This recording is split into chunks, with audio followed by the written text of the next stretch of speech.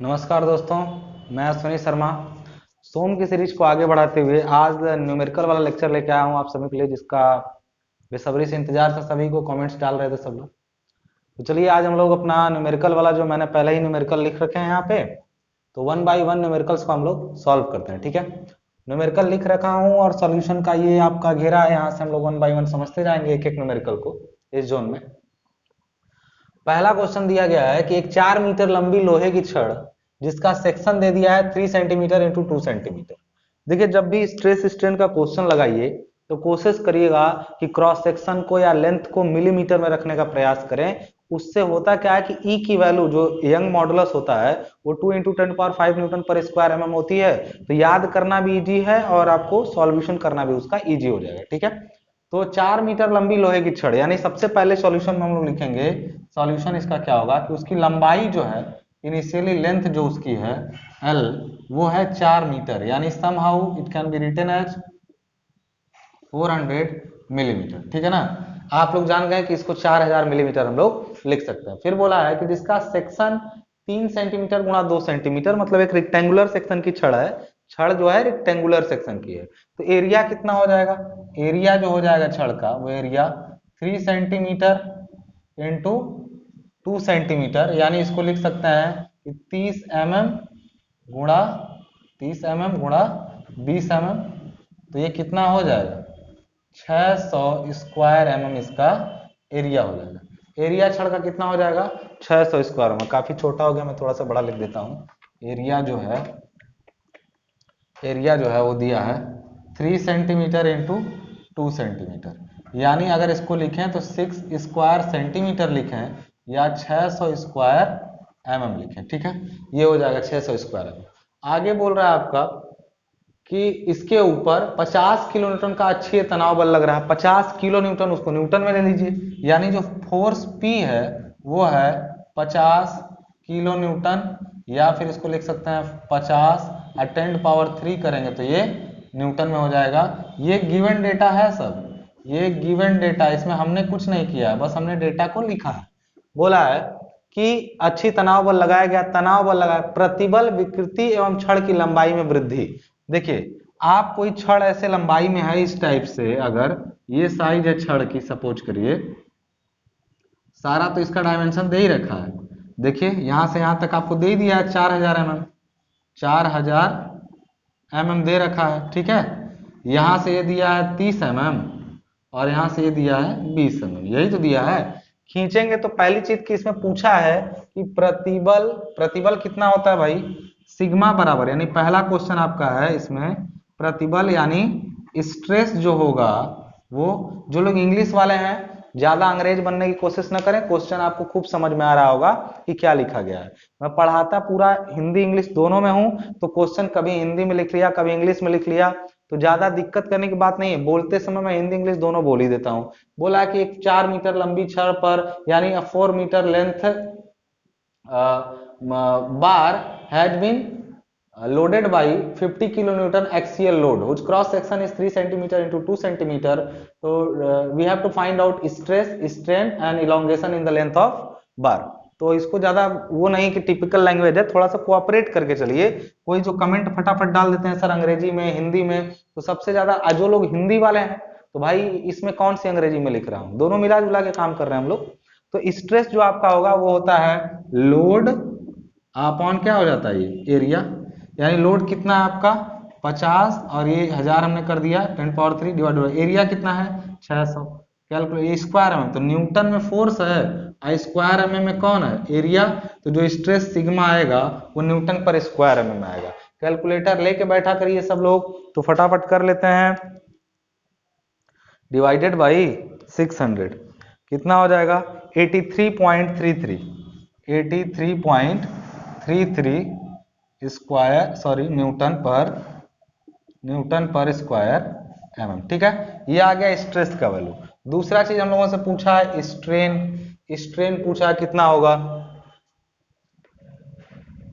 जो स्ट्रेन होगी आप लोगों की वो होती है स्मॉल ई। ठीक है, वो डेल एल बाई एल होती है। तो चाहे आप स्ट्रेन निकालें, एक तरीके से स्ट्रेन निकाल भी सकते हैं, कई तरीका है स्ट्रेन का, जैसे डेल्टा एल जो दिया है कि लंबाई में वृद्धि, तो पहले लंबाई में वृद्धि ही निकाल लीजिए, बाद में डेल एल बाई एल कर दीजिएगा, उससे भी निकल जाएगा। या फिर आपके पास प्रतिबल स्ट्रेन आप जानते हैं होता है सिग्मा अपॉन यंग मॉडुलस, इससे भी निकल जाएगा कि स्ट्रेन कितना होगा। ठीक है, दोनों तरीका है, आप डेल एल बाई एल भी कर सकते हैं, और ये आप फॉर्मूला जानते हैं, हुक्स लॉ कहता है कि प्रतिबल और E इंटू ई होता है, तो स्मॉल यहाँ से स्ट्रेन जब लेंगे तो वो क्या हो जाएगा सिग्मा अपॉन ई। तो यहाँ से सिग्मा का वैल्यू पहले ही निकाल चुके हैं हम लोग 83.33, और ये होता है 2 इंटू 10 पावर 5। तो इसका जब सॉल्व कर लेंगे तो स्ट्रेन की वैल्यू जो होगी डिवाइडेड बाई 2 इंटू 10 पावर 5, तो वैल्यू आ जाएगा इसका 4.16 इंटू 10 पावर -4।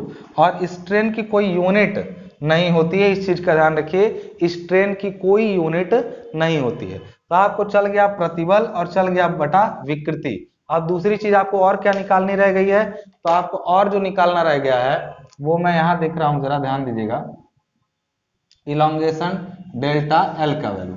आई होप दिख रहा होगा डेल्टा एल कितना है।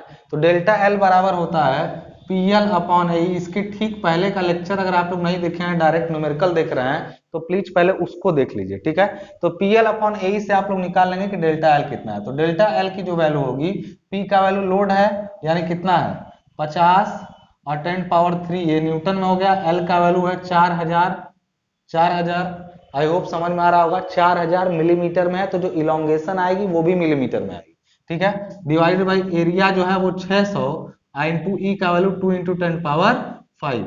इसको सॉल्व करेंगे, डेल्टा एल यानी इलोंगेशन इसकी लंबाई में पता चल जाएगा। कल का लेक्चर देखेंगे तो पता चल जाएगा इलोंगेशन होती क्या है। आपका हो गया 50,000 इंटू कर दिया हमने 4000 mm में, और डिवाइडेड बाई कर दिया टोटल, पहले कर दिया हमने 600 से डिवाइड, फिर हमने डिवाइड कर दिया इसको 2 से, फिर हमने डिवाइड कर दिया इसको 10 पावर 5 से। तो आपका है 1.66667, यानी इसका इलोंगेशन जो आ रहा है 1.67 mm आ रहा है। मतलब इतने mm छड़ की लंबाई में क्या हो जाएगा, वृद्धि हो जाएगा। ये बात आप समझ लीजिए अच्छे तरीके से। ठीक है, तो ये आपका कॉन्सेप्ट हुआ कि इस छड़ पर जब लोड लगेगा तो कितना प्रतिबल उत्पन्न होगा, कितनी विकृति आएगी, और यहां से उसका छड़ की लंबाई कितनी पहले से बढ़ जाएगी, वो भी आ गया आपका। ठीक है, अगर विकृति को यहां से ना निकाल के इलोंगेशन के आधार पर निकालते तो कैसे होता, स्ट्रेन जो है देखिए निकाल चुके हैं, मैं एक बार बस खींच रहा हूं। स्ट्रेन ई जो होता है, एक फॉर्मूला होता है डेल एल बाई एल। तो डेल एल की वैल्यू जानते हैं आप कितनी आई है 1.67, डिवाइडेड बाई 4000 जब करते हैं आप इसका प्रारंभिक लंबाई, तो E इज इक्वल टू क्या आता है 1.67 अपॉन 4000 करके देख लीजिए, 1.67 और डिवाइडेड बाई कर दीजिएगा 4000, तो आपका वैल्यू फिर वही आ रहा है 4.16 इंटू 10 पावर -4, फिर भी यही आ रहा है। तो दोनों केसेस में आंसर जो है स्ट्रेन का सेम आएगा। कुल मिला के प्रतिबल, विकृति और उसकी लंबाई में वृद्धि, तीनों चीजें आपको यहां से सॉल्यूशन में मिल गई। यहां से आपका पहला क्वेश्चन खत्म होता है। ठीक है, पहले क्वेश्चन का आंसर भी आपको पता चल गया कैसे लगाना है। आई होप अगर आपको वीडियो समझ में आ रही है तो प्लीज अपने दोस्तों तक पहुंचाइए। जितना मेरी चैनल ग्रोथ करेगा मैं मोटिवेटेड रहूंगा। I will bring more videos for you. आपके लिए हमेशा से अच्छा रहेगा, मेरे लिए भी आपके लिए भी। थोड़ा सा शेयर करते रहिए, मैं मोटिवेटेड रहूं। तो मोटिवेटेड इंसान जो है टाइम भी निकाल लेता है, और जब आप लोग जो है शेयर नहीं करते हो तो फिर लगता है लाइफ में कोई रस ही नहीं बचा है। तो यहाँ आपके देखिए, चलिए बहुत बहुत मेहनत लगती है दोस्त। मैं जब यूट्यूब नहीं बनाता था ना तो मुझे लगता था यूट्यूब बनाना बहुत आसान है। वीडियोस रिकॉर्ड करना, फिर उनको अपलोड करना, डेटा खर्च करना, वो भी सब free of cost without any payment, तो बस खाली फेम के लिए, नाम के लिए। और ऐसा कोई एजुकेशनल चैनल पर बहुत ज्यादा आप लोग जो सोचते हैं कि बहुत पैसे कमा रहा होगा बंदा, कुछ लोग तो ऐसे हैं ना कि देख लेते हैं पूरे वीडियो। मेरे वीडियोस पे सबसे ज्यादा वो लोग हैं जो लोग वीडियो को देखते तो हैं लेकिन सब्सक्राइब नहीं करते हैं, क्योंकि वो सब्सक्रिप्शन में देखने के लिए आता है कि कितने % लोग जो है सब्सक्राइब करके देख रहे हैं और कितने % लोग सब्सक्राइब बिना किए देख रहे हैं। तो उस सिस्टम से लगभग 75% लोग ऐसे हैं जो विदाउट सब्सक्रिप्शन देखते हैं मेरे वीडियोस। तो भैया जल लो, मुझे पैसे मिलने भी होंगे तो तुम्हारे देखने से आते हैं, सब्सक्रिप्शन से पैसे नहीं मिलते हैं। देखने से पैसे मिलते हैं। आप जितना वॉच टाइम इस पर बिताओगे, जितना डेटा अपना खर्च करोगे, उसके अकॉर्डिंग मुझे पैसे मिलेंगे। तो भैया देखो कैसे भी, अगर आप सब्सक्राइब नहीं भी करके देखोगे तब भी फायदा है, सब्सक्राइब करोगे तो दिखने में अच्छा लगता है थोड़ा सा, ठीक है। बाकी आगे देख लो, अगला क्वेश्चन हम लोग लगा लेते हैं, ठीक है।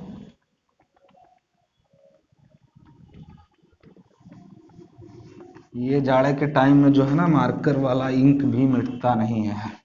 अब तुम लोग डिजिटल बोर्ड ले आने का जुगाड़ बता नहीं रहे हो। वैसे वैसे फटाफट मैंने भी लेने शुरू करना है, तो फिर मैं डिजिटल बोर्ड लगवा लेता हूँ, ठीक है।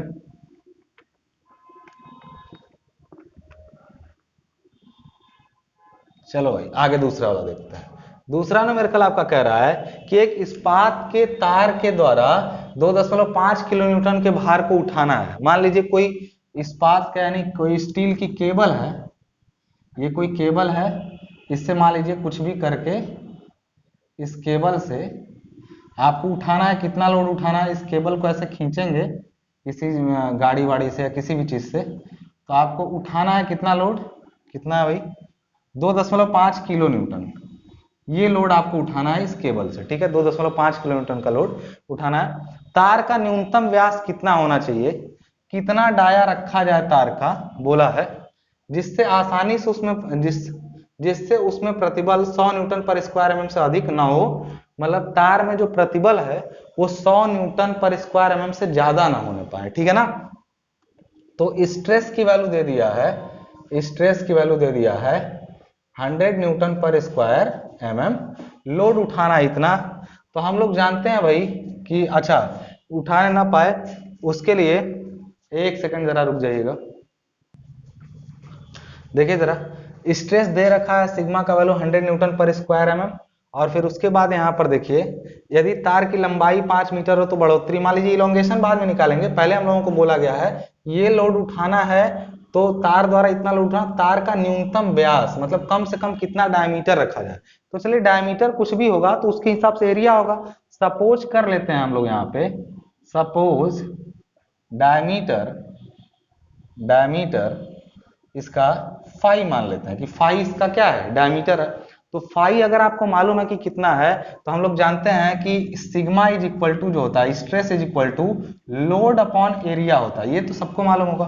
तो यहां से भी कह सकते हैं कि एरिया इज इक्वल टू ये पी अपॉन स्ट्रेस कर सकते हैं, पी अपॉन सिग्मा, यानी पी का वैल्यू जो है वो 2.5 इंटू 10⁻³ ये किलो न्यूटन में हो गया, और सिग्मा की वैल्यू जो है वो 100 दे रखा है, 100 दे रखा है, यहाँ पे ध्यान से देखिए 100 दे रखा है। तो एरिया की वैल्यू जो है आपकी वो एरिया, अच्छा एरिया कुछ भी होगा तो हमने फाई किसको माना है, डाया को ना, तो एरिया जो होगा वो छड़ का वो होगा pi by four phi square. ये देखिए किसी भी गोल सिलेंडर का यही तो क्रॉस सेक्शनल एरिया होता है। फाई अगर इसका डायमीटर है तो इसका एरिया जो होगा वो होगा पाई/4 फाई स्क्वायर, यही एरिया होगा। तो एरिया यहाँ पर रख लिए, बराबर हमने कर दिया 2.5 इंटू 10⁻³ डिवाइड बाई 100। अगर 100 से 100 आप कैंसिल करें ना, यहाँ पे ध्यान दीजिएगा, 100 से 100 कैंसिल करें तो ये आ जाएगा 250, ठीक है 250। तो फाई स्क्वायर यहाँ से कितना आ जाएगा, तो ये 4 उधर जाएगा यानी 1000 और डिवाइडेड बाई क्या हो जाएगा पाई, यानी फाई स्क्वायर की वैल्यू अगर फाई हम यहाँ से निकालें कि फाई कितना होगा, तो फाई का देखिए भाई कितना हो जा रहा है वैल्यू, फटाफट देख लेते हैं। फाई इज इक्वल टू हो जाएगा 1000 डिवाइडेड बाई पाई, और इसको रूट में हमने ले लिया, तो इसका डायमीटर जो छड़ का आ जाएगा वो आ जाएगा आपका 17.84 mm, ठीक है। ये इसका क्या आ जाएगा, डायमीटर आ जाएगा। अच्छा ये क्लियर है कि एरिया जो नीडेड था वो 250 था, इतने एरिया की जरूरत थी आपको, ये क्लियरली हो गया। और फाई जो चाहिए था वो 17.84, ये कम से कम। अब कम से कम इसको आप 18 mm कर देंगे कि भाई छड़ जो है या बार जो है वो 18 mm से कम की नहीं होनी चाहिए, ठीक है, जिससे वो लोड को उठा सके। लेकिन वो केवल फाई नहीं पूछा है, वो ये भी पूछा है कि छड़ की लंबाई, यहाँ पे देखिएगा जरा ध्यान से, बोला है कि लंबाई 5 मीटर हो तो बढ़ोतरी कितनी होगी। अब अगर डेल्टा एल की वैल्यू जो है बाद में दिया है, लेकिन मैं यहाँ पहले लिख दे रहा हूँ 5 मीटर, यानी यहाँ पर लिख दिया हमने 5000 mm, और यहाँ पर वैल्यू E की दिया है 2 × 10⁵। देखिए स्टील के तार का अगर न भी दिया रहा है ना, यहाँ इस्पात लिखा है, तो ये आपको याद होना चाहिए कि E = 2 × 10⁵ Nm/² mm होता है। तो यहाँ पर जब डेल L लिखेंगे यानी तार की लंबाई में वृद्धि डेल्टा L, तो वो फार्मूला आप कल ही जान चुके थे, PL/AE होता है। P का वैल्यू लोड कितना लगा है 2.5 × 10⁻3, L यानी कितनी लंबाई है 5000 डिवाइडेड बाई एरिया 250 आया है भाई, एरिया ध्यान दीजिएगा 250 आया है, तो 250 का वैल्यू यहाँ पे रख दें 250 एरिया और 2 × 10⁵, ये हमने रख दिया पूरा वैल्यू आपका। बात समझ में आ रही है? तो यहाँ पर अब डेल्टा एल का वैल्यू जब निकालेंगे हम लोग, तो सबको सॉल्व कर लीजिए।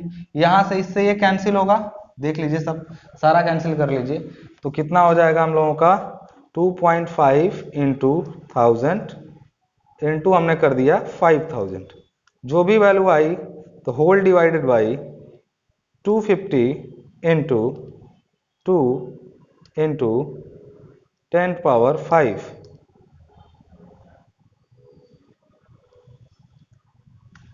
आ जाएगा, एक सेकेंड, 0.25 mm। कैलकुलेशन थोड़ा आप लोग भी चेक किया कीजिए, कैलकुलेशन में प्रॉब्लम हो सकती है भाई। कई बार मैं एक आध बार क्वेश्चन लगाया हूं और होता है कि मैं कैलकुलेट करता हूं और चीजें गड़बड़ हो जाती हैं। तो π/4 φ² का अगर वैल्यू फिर से एक बार चेक कर लीजिए, लोड आ रहा है कितना इस पर, देखिए 2.5 किलोन्यूटन का लोड आ रहा है, ठीक है। बोल रहा है कि कितना तार का व्यास रखा जाए कम से कम, तो देखिए स्ट्रेस जो होता है वो दिया है कितना 100 Nm/² mm से अधिक नहीं होना चाहिए, तो इसमें 100 से आपने डिवाइड कर दिया, तो आप जानते हैं stress upon load upon area, तो एरिया = लोड अपॉन स्ट्रेस आ जाएगा। लोड की वैल्यू 2.5 × 10⁻3, ये किलो न्यूटन में है, हमने इसको न्यूटन में लिया है। क्यों? क्योंकि स्ट्रेस हमारा जो है वो न्यूटन में है, 100 Nm/² mm, डिवाइड कर दिया हमने, तो यहाँ से क्या आ जाएगा, ये है टोटल। अगर इसको सॉल्व करेंगे तो 2500/100, यहाँ पर देखिएगा 2.5, ये 25 ही होगा एरिया, सॉरी देखिए यहाँ पे 2.5 से 100 से डिवाइड करेंगे तो ये 25 ही तो आ रहा है, मैं यहाँ पे कुछ गलत कर दिया हूँ, 2.5 इंटू हमने कर दिया 10⁻3 यानी 1000 कर दिया, यानी डिवाइडेड बाय अगर हम 100 कर रहे हैं तो एरिया 25 ही आ रहा है, और इतना पतला छड़ 25 ही एरिया आ रहा है। तो यहाँ से फाई का वैल्यू कितना आ जाएगा, फिर से इसको सॉल्व कर लीजिए, थोड़ी सी गड़बड़ी है, यहाँ से फिर से सॉल्व कर लीजिए, मुझे लगा कि शायद, तो फाई = यहाँ से कितना आ जाएगा फाई, तो फाई का वैल्यू जो आ जाएगा आपका, देखिए फाई का वैल्यू हो जाएगा 25 यानी 100, और डिवाइडेड बाई क्या हो जाएगा पाई यानी 31.8, रूट कर लेंगे पूरा, तो वैल्यू आ जा रही है 5.64, 5 की वैल्यू 5.64 mm में आ जा रही है, ठीक है, ये पूरा mm में आ जा रहा है। तो इसी तरीके से यहाँ पे कुछ करना नहीं है, बस एरिया को 25 कर देना है यहाँ पे, ठीक है। तो एरिया को 25 कर देंगे अगर पूरे को, यहाँ पे टोटल छड़ के एरिया को, तो PL/AE। अब वैल्यू अगर सॉल्व करेंगे इसको तो कितने mm आ जाएगी, अगर फटाक से देख लो हम लोग, तो 2.5 इंटू 1000 इंटू आ जाएगा 5000 आ गया वैल्यू, डिवाइडेड बाई हमने कर दिया 25 इंटू 2 इंटू दिस, तो वैल्यू आ जाएगी 2.5 mm, ये वैल्यू आ जाएगी 2.5 mm, ठीक है। तो डेल्टा एल की वैल्यू जो आ गई आपकी कि ये छड़ की लंबाई में या फिर तार की लंबाई में 2.5 mm की क्या हो जाएगी, वृद्धि हो जाएगी, ठीक है। तो ये दोनों न्यूमेरिकल आपको आई होप समझ में आ गए होंगे। अगर कैलकुलेशन आप लोग खुद से नहीं चेक करते तो समटाइम्स ज्यादा परेशान मत हुआ कीजिए, कैलकुलेशन आप खुद भी कर सकते हैं, जरूर नहीं कि मेरा ही सुनते जाएं आप, ठीक है। आप चीजों को कॉन्सेप्ट को समझते जाइए, ठीक है। कई बार हो जाता है, एक आध बार डीएसएमएस जब मैं पढ़ा रहा था तो उसमें आप यहीं पे, ऐसा नहीं कि मेरे पास लिखे लिखाए होते हैं पहले से मैं कैलकुलेट करके आता हूँ, ये नहीं, मैं यहीं पे सारा काम करता हूँ ताकि आप समझें कि कितना गलत सही चीजों में होता है।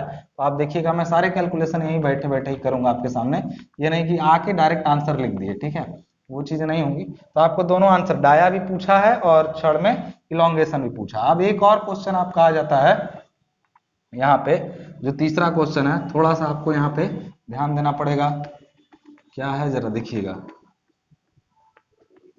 देखिए जरा यहाँ पे, एक सेकेंड, ये दोनों हो चुके हैं तो मैं इनको भी मिटा देता हूं ताकि मुझे जगह मिल जाए थोड़ी, उस क्वेश्चन में जगह लगेगी थोड़ी सी मुझे करने में।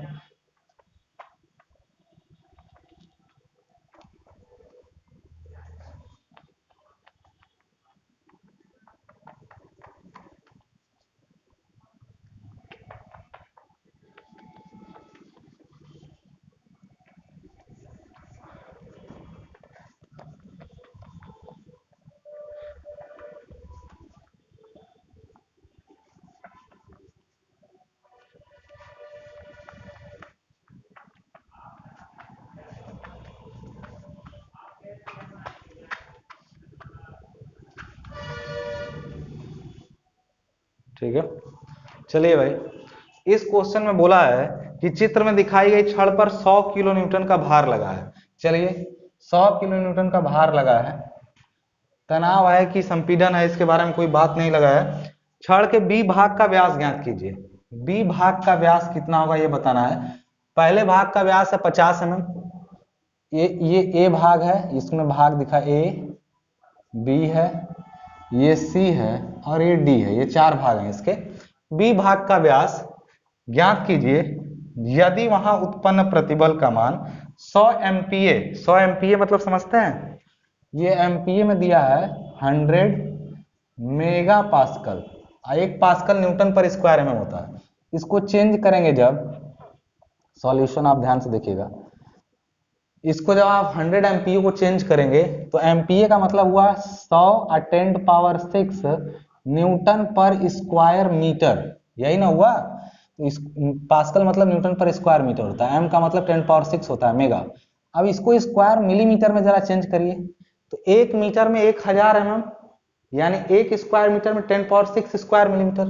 जब डिवाइड करेंगे तो आएगा 100 न्यूटन पर स्क्वायर mm, 1 mm पे, ठीक है ना। 1 स्क्वायर मीटर पर कितना फोर्स है, इतना फोर्स, तो 1 स्क्वायर मिलीमीटर पर जो फोर्स है वो कितना फोर्स होगा, ठीक है। तो चलिए इसको हम लोग देख लेते हैं कि अगर इतना फोर्स लगना है इस बॉडी पे, तो इसका, अच्छा फोर्स इस पर दिया है, मतलब एमपीए से ज्यादा का स्ट्रेस ना, तो आप ये भी जानते हैं इसका डाया जो भी हो, जैसे पिछले वाले का डाया निकाले, तो फाई जो निकालेंगे हम लोग यहाँ पे, तो आप जानते हैं फाई हमने सपोज कर लिया इसका भी सेम पिछले क्वेश्चन की तरह कि सपोज फाई, इसका जो डाया है, suppose dia of part B is equal to phi, ठीक है। तो एरिया क्या है, एरिया होगा π/4 फाई स्क्वायर, ठीक है, π/4 फाई स्क्वायर।